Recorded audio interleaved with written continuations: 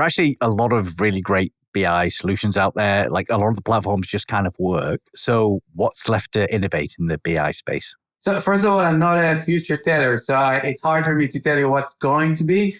But I think when you look at the evolution of data and analytics as a big part of that, I think that we're definitely at the maybe beginning of or the middle of the beginning of the next generation of analytics tools, which refers to AI.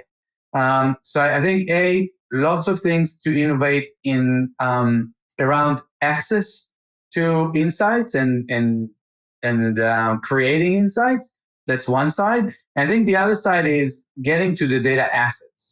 Data became, the next whatever golden era of data is today, and people refer to it as, the next maybe oil. So drilling into the data or harvesting data or collecting data is definitely another area where lots of innovation will have to happen in order for those two big tectonic changes to happen. On the one hand, getting people to build insights from what they collect in their companies. And the second part is how do you actually, manufacture the data to make it usable. Okay, yeah, that's really interesting. And I like that idea that the next sort of evolution is just about making data more accessible so everyone in your company can get those insights. And it's also interesting that it's a kind of multi-stage process. You need that kind of the data processing up front, and then you have the sort of BI layer at the end, and then that's how you're going to get the insights. So it's a whole flow. So you also mentioned AI. We're definitely going to spend plenty of time talking about AI, and particularly generative AI. How can you not?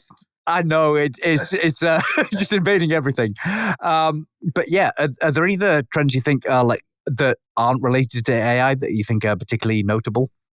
So I think that, one thing that is not even related to technology when you talk about data-driven culture, it's actually internal behavior. How can you transform people that are very much driven by intuition, they're driven by their experience, they're driven by sometimes conversations with their peers and colleagues, to ignore that noise and look at the data and drive their business from that lens exclusively? And this is one extreme. Obviously, the other extreme is completely ignore data.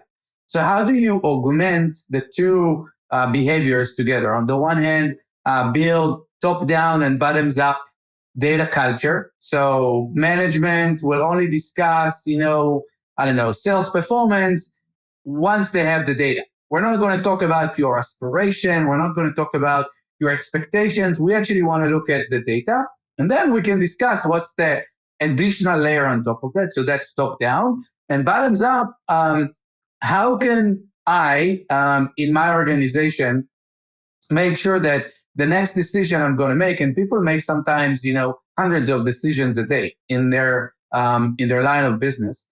How can I make the next decision using data? Is it accessible? Is it accurate? Can I trust it? Is it available for me? What do I need to do to get access to that data? So I think that embracing that culture first without that, there's no point in implementing any analytics tool.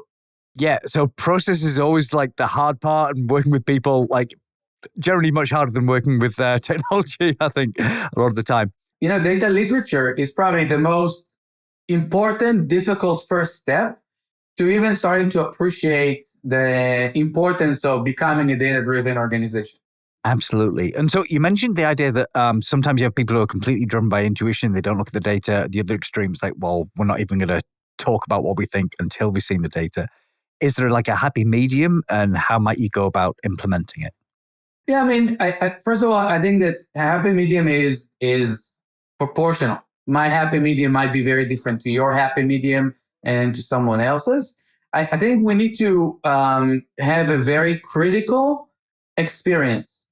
You need to start using data and start making decisions, and then look back and say, okay, that decision about that data for that line of business was successful to that degree. How can I improve it? How can I fix it? So I think constant feedback into the data and into my decision making is the first step to building a much more successful analytics implementation. We're talking about BI and we're talking about AI, and those are amazing tools. But eventually, if you don't use those tools properly and you don't utilize the insights that you will receive from those tools, it's, they're useless. It's just a tool.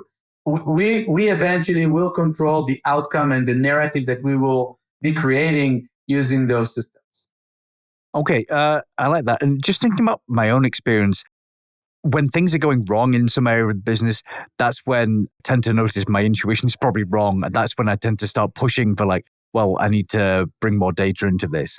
So do you have a sense of what the point is where you go, okay, we need more data here? I'll take it to the macro level. When companies are investing the most in their data assets in times of crisis. So, macroeconomic crisis is maybe the first step for people to say, okay, I need to understand what's going on in my business. Where am I bleeding? Where am I successful? I want to double down on the areas that I do well. I want to shut down, line of business that don't perform. And when you're cruising along, you couldn't care less. It's fine. Everybody's happy.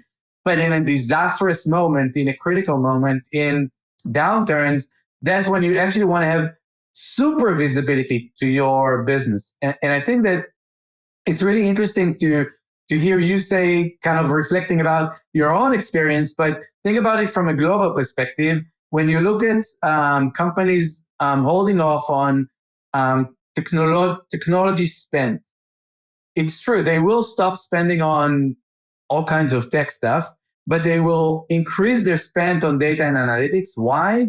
Because eventually there is a very clear ROI to implementing and using properly data and data analytics. So I think that those moments are definitely defining moments for our space.